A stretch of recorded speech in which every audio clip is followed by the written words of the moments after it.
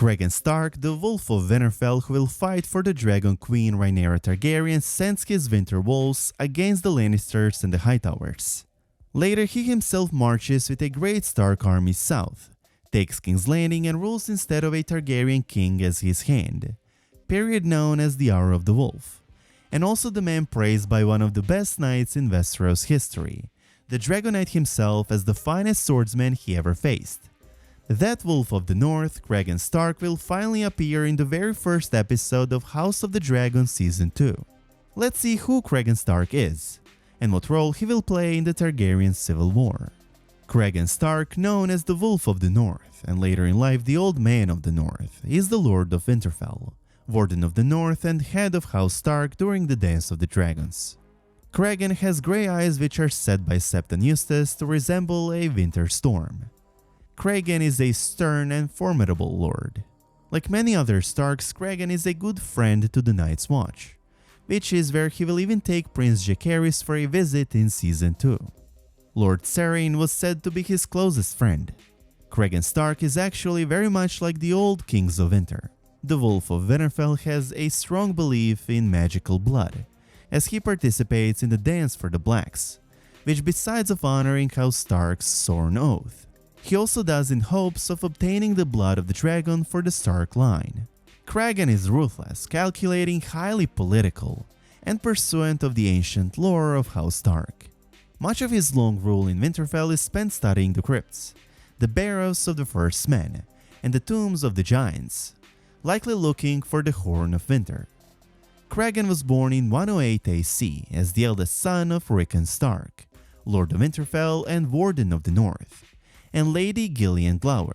He had a younger brother who died in 119 AC, and according to the testimony of the Mushroom, an illegitimate half-sister Sarah Snow. When Lord Cregan passed away in 121 AC, he was succeeded by the 13-year-old Cregan. Cregan's brother Bernard Stark ruled the north as regent during Cregan's minority. Bernard was slow to relinquish power when Cregan turned 16, and came of age in 124 AC. However, relations were tense between the Stark uncle and nephew. In 126 AC, young Wolf Cregan took up rule of the north by having Bernard and his 3 sons imprisoned. The young lord then married Lady Aranori, a friend from childhood, but she died in 128 AC while giving birth to a son. Cregan named his infant heir Rickon after his late father. Upon the death of King Viserys I Targaryen in 129 AC, the Blacks of Queen Rhaenyra Targaryen opposed the Greens of King Aegon II Targaryen during the Dance of the Dragons. In the Season 1 finale of House of the Dragon, Jacaerys Velaryon, Prince of Dragonstone, was sent to gain additional support for his mother Rhaenyra's claim to the Iron Throne. The Black Council hopes to bring House Stark and the rest of the North to their side, with Bartimos Celtigar noting the Stark reputation for keeping their oaths as Cregan's father Rickon Stark swore an oath to support Rhaenyra as the rightful queen, which we saw earlier in the season. While houses like Lannister and Baratheon ignore their pledge, Lord Cregan Stark's honor bounds him to honor that pledge. In Season 2, Jacaerys will fly on his dragon Vermax to the Eyrie, Sisterton and White Harbor, and more importantly, Jacaerys will fly to Winterfell to negotiate with Lord Cregan. Cregan and the prince will get along well, as Jacaerys reminds Cregan of his late younger brother. They will spend time drinking, hunting and training, visiting the Wall, and in the books they get so close that the two swear an oath of brotherhood. In the books, according to Mushroom, Cregan also has a half-sister, Sarah Snow, who sleeps with Jacaerys, after which Jacaerys and Sarah secretly wed in the Godswood of Winterfell. Regardless, Lord Cregan and Prince Jacaerys reach an agreement, known as the Pact of Ice and Fire, which states that the future firstborn daughter of Jacaerys would one day marry Cregan's son Rickon. Following this pact, Cregan pledges his support to Rhaenyra Targaryen. More importantly for the Blacks, Lord Stark sends his army south to fight the Greens. He sends Lord Roderick Dustin, who leads the Winter Wolves, to join the Blacks, while House Manderly also contributes knights to Rhaenyra's side. Lord Cregan himself will lead a host of Stark soldiers to King's Landing, but that will happen a little bit later into the war. The first Northern army Cregan sends will play a big role in the Targaryen civil war. As I already mentioned, Roderick Dustin, Lord of Barrowtown, is the one placed by Cregan to command the first host made of 2,000 Northmen who march south, known as the Winter Wolves. These warriors are wearing old mail and ragged skins, and they ride shaggy northern horses. The Northmen wield axes, mauls, spiked maces, and ancient iron swords. It was long the custom in the north for older men to leave their homes in winter, and thereby preserve supplies for their younger kin.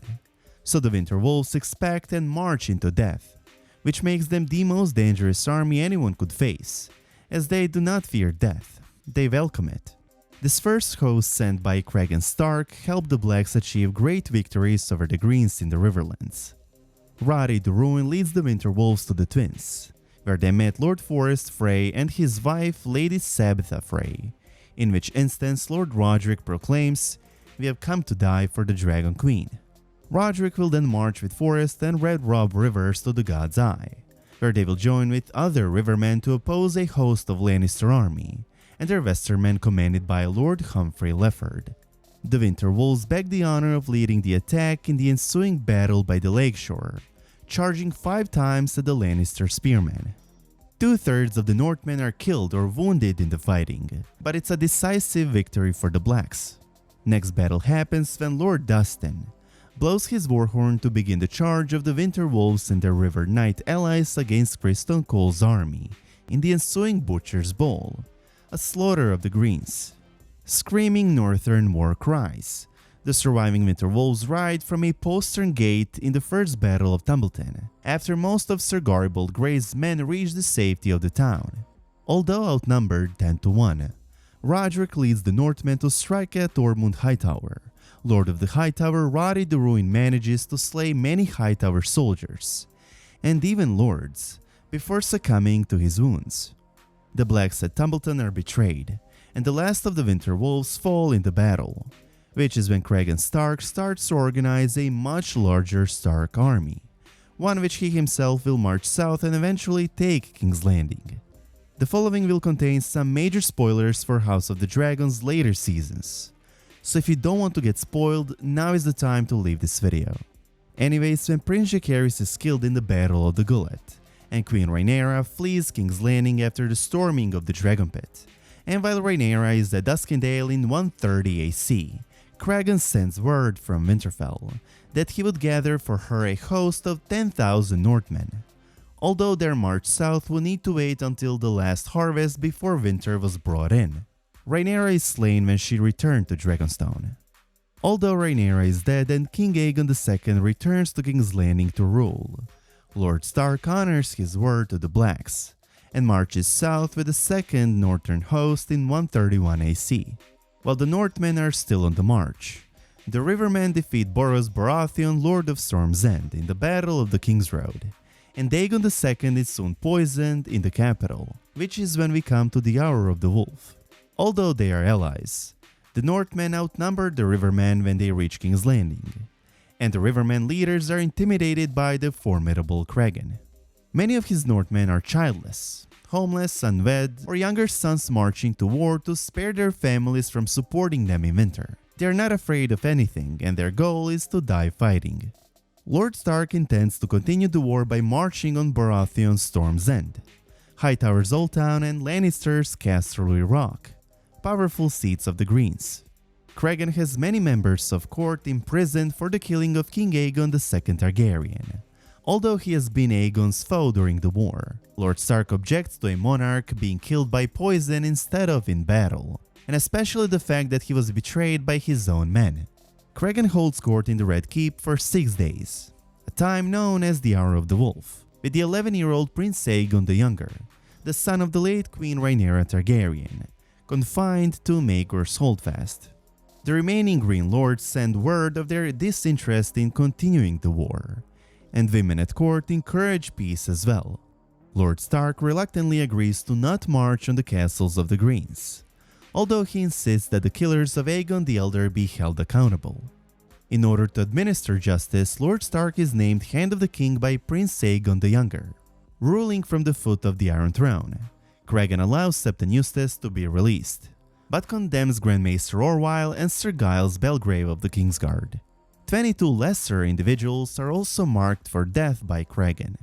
Lord Stark condemns the soldiers from House Strong who had freed Lady Baela Targaryen from imprisonment, but he agrees to spare them, when Baela brandishes a sword in their defense. Cregan also condemns Corlys Velaryon, Lord of the Tides, who claims he has acted for the good of the Seven Kingdoms, and Larry Strong, Lord of Harrenhal, who refuses to offer a defense. Baela and her sister Rhaena convince Prince Aegon to spare Corlys, however, to which Cregan obeys. Rumor has it that Cregan agreed to the sparing of the Sea Snake through the actions of Alicent Blackwood, whom Cregan had become impressed with during their time at the Red Keep. In return for Corlys's life, Black Aly agrees to marry Cregan, a widower. Cregan decides to personally behead the condemned Vitais, the ancestral Valyrian steel greatsword of House Stark.